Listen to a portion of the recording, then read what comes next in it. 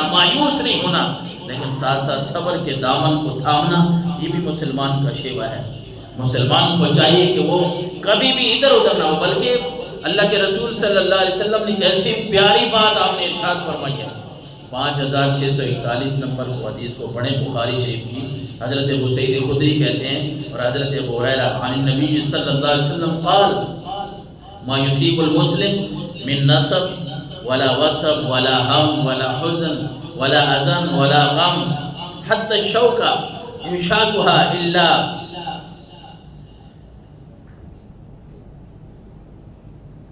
حتی الشوکۃ یشاکها، اور کہتے ہیں کہ اللہ تبارک و تعالیٰ کے نبی صلی اللہ علیہ وسلم حضرت ابو ہریرہ کہتے ہیں آقا کریم علیہ السلام نے فرمایا مسلمان کو تو کوئی بھی تکلیف پہنچے، کوئی پریشانی آئے، کوئی مصیبت آ جائے، کوئی حزن و ملال آ جائے، کوئی غم آ جائے، حتیٰ کہ اللہ کے نبی نے فرمایا الا کفر اللہ بہا من خطایاہ، بندے کو اگر کانٹا بھی چبھ جائے تو اللہ اس کے بدلے بھی مومن کے گناہ معاف فرماتا ہے۔ انسان کے لیے، ہمارے لیے اللہ تعالیٰ نے اتنی آسانیاں رکھی ہیں کہ اگر کوئی مصیبت آتی ہے وہ ویسے نہیں آتی، بلکہ ہمارے گناہوں کے مٹنے کا ذریعہ اور سبب بنتی ہے۔ حضرت ایوب علیہ السلام کا صبر کیسے، وہ تو خیر اللہ کے نبی تھے، لیکن ہمارے لیے درس ہے، عبرت ہے کہ ان کے واقعات ان جیسے تو ہم ہو نہیں سکتے، وہ تو اللہ کے نبی تھے، لیکن کیسی خوبصورت بات ہے۔ اللہ تبارک و تعالیٰ نے قرآن میں حضرت ایوب کا جہاں واقعہ بیان فرمایا کہ اِنَّا وَجَدْنَاهُ صَابِرًا نِعْمَ الْعَبْدُ إِنَّهُ أَوَّابٌ، سورہ 7 کی آیت نمبر 44 ہے۔ حضرت ایوب کو اللہ تبارک و تعالیٰ نے، صبر ایوب بڑا مشہور ہے۔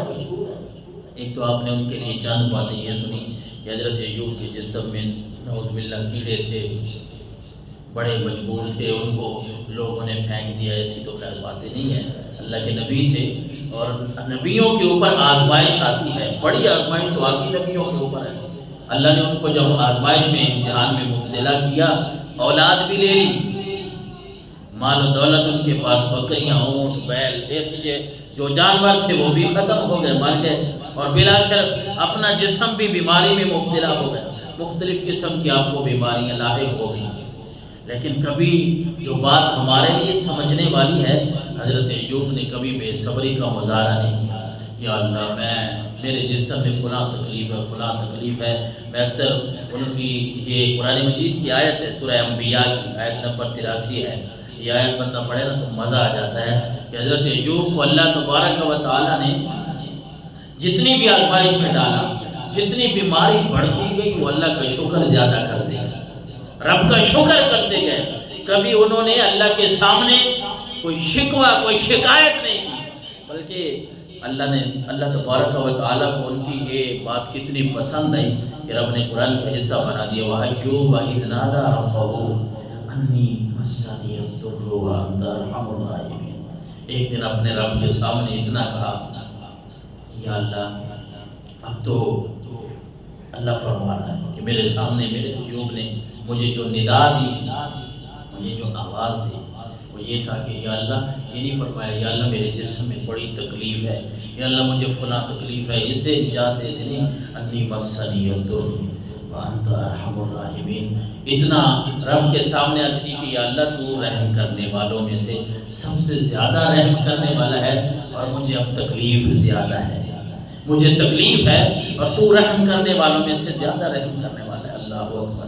ان کی یہ بات اللہ تبارک و تعالیٰ نے جب سنی اور رب کو اتنی پسند آئی کہ اللہ تبارک و تعالیٰ نے انہیں حکم دیا کہ ایوب،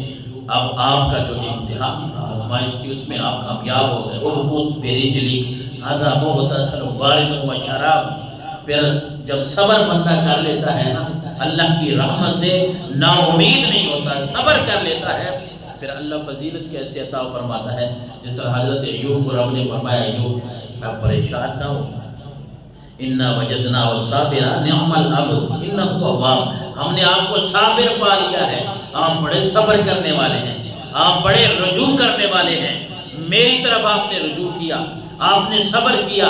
میری رحمت سے آپ مایوس نہیں ہوئے۔ اب اللہ نے فرمایا، اے ایوب، آپ اٹھیں اور زمین کے اوپر اپنا پاؤں ماریں،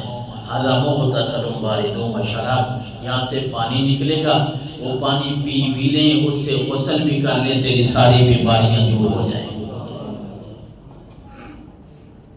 رب نے ساری بیماریاں دور فرما دی۔ یہ صبر اور پھر اللہ کی رحمت کے اوپر یقین کا نتیجہ تھا کہ اللہ کے نبی نے کبھی بھی انی مسنی الضر وانت ارحم الراحمین، قرآن کو پڑھیں، احادیث کو پڑھیں، حضرت ایوب علیہ السلام کا کوئی ایسا جملہ نہیں ملتا، نہ آقا کریم علیہ السلام نے کوئی ان کے لیے بات فرمائی اور نہ قرآن نے، بلکہ ان کتنا سونا اور پیارا جملہ ہے، رب کو کتنا پسند آیا، صرف اتنا کہا یا اللہ تکلیف ہے، بس مجھے تکلیف ہے، انت ارحم الراحمین، تو رحم کرنے والوں میں سے سب سے زیادہ رحم کرنے والا ہے۔ حضرت یوسف علیہ السلام کے والد محترم کا اگر قصہ پڑھتے ہیں، اس کو بھی قرآن یہی بیان کرتا ہے، اتنا لمبا عرصہ یوسف باپ سے جدا ہو جاتا ہے، بھائی یہ سمجھتے ہیں کہ ہم نے کنویں میں ڈالا، وہ تو فوت ہو گئے، چلے گئے دنیا سے، لیکن رب کی رحمت دیکھیں، رب کی رحمت اور رب کا فضل اور صبر کیا ہوتا ہے کہ وہی یوسف جس کو بھائیوں نے کنویں میں اس نیت سے ڈالا تھا یہ ہمارے باپ کی آنکھوں سے دور ہو جائے، اسے تو اللہ نے حکمران بنا دیا تھا، اسے تو اللہ نے وزیر خزانہ بنا دیا تھا، وہ تو ایک ایسے علاقے میں ہے جہاں لوگ ان کی دید کرتے ہیں، لوگ ترستے ہیں کہ ہم ان سے ملیں، ان سے ملاقات کریں، اور پھر اللہ تبارک و تعالیٰ نے ان کے والد محترم کی بات بھی عبدت آئینہ ہوئی، یا حضرت یوسف علیہ السلام کے والد محترم ان کی جدائی میں روتے رہے، حتیٰ کہ آنکھیں سفید ہو گئی، آنکھوں کی بینائی چلی گئی، لیکن بندہ یہ رونا، تکلیف اندر سے ٹوٹ جانا، یہ تو ایک فطرتی نظام ہے، رونا منع نہیں ہے، آنکھوں سے آنسوں کا جاری ہونا کوئی منع نہیں ہے، کوئی ایسی بات نہیں ہے کہ پورا بندہ کیوں رویا ہے، منع کس چیز کی ہے؟ شکوہ شکایت۔ کتنی خوبصورت بات ہے کہ بندہ مصیبت میں ہو، تکلیف میں ہو، آنکھوں میں آنسو جاری ہیں، لیکن پھر بھی وہ رب کا نام لے رہا ہو، پھر بھی وہ یہ کہہ رہا ہے کہ یا اللہ تیری رضا پہ راضی ہوں، اسی بات کا نام صبر ہے۔ اور اللہ کے رسول صلی اللہ علیہ وسلم نے کیسی خوبصورت بات فرمائی، آپ نے فرمایا کہ ایک صحابی کہتے ہیں سمعت رسول اللہ صلی اللہ علیہ وسلم یقول ان العبد اذا سبقت له من اللہ منزلہ، اللہ ایک بندے کو نا مرتبہ عطا کرنا چاہتا ہے، اس کا مرتبہ بلند کرنا چاہتا ہے۔ حضور سرور کونین صلی اللہ علیہ وسلم نے فرمایا ایک بندہ ہے، اللہ اس کو مرتبہ دینا چاہتا ہے، کو درجہ دینا چاہتا ہے، لم یبلغہما بعملی، لیکن اس بندے کے اتنے عمل ایسے اچھے نہیں ہیں کہ اس کو اتنا بڑا مرتبہ ملے، تو اب کیا ہوتا ہے؟ اللہ کے رسول صلی اللہ علیہ وسلم نے فرمایا ابتلاہ اللہ فی جسدہ و فی مالہ و فی ولدہ، پھر یہ ہوتا ہے کہ اللہ نے اس کو مرتبہ تو دینا ہے، اللہ کیسے مرتبہ دے گا؟ حضور نے فرمایا اللہ اس کو آزمائش میں، امتحان میں مبتلا کر دیتا ہے، یا تو اس کے جسم میں آزمائش ہوتی ہے، یا اس کے مال میں، یا اس کے اولاد میں۔ بندہ بیمار ہو گیا، اب آزمائش میں اس کے عمل اتنے نہیں تھے کہ اللہ اس کو اتنا بڑا مرتبہ دیتا، اب اللہ نے خود اس کو آزمائش میں مبتلا کر دیا، امتحان میں، یا اس سے اس کی اولاد لے لی، یا اس سے اس کا مال لے لیا۔ اب اللہ کے نبی صلی اللہ علیہ وسلم نے فرمایا ثم صبرہ علی ذالک، پھر جب بندہ آزمائش میں آتا ہے اور وہ بندہ یہ نیت کر لے کہ میں نے صبر کرنا ہے، تو اللہ اس کو صبر کی طاقت بھی عطا فرما دیتا ہے،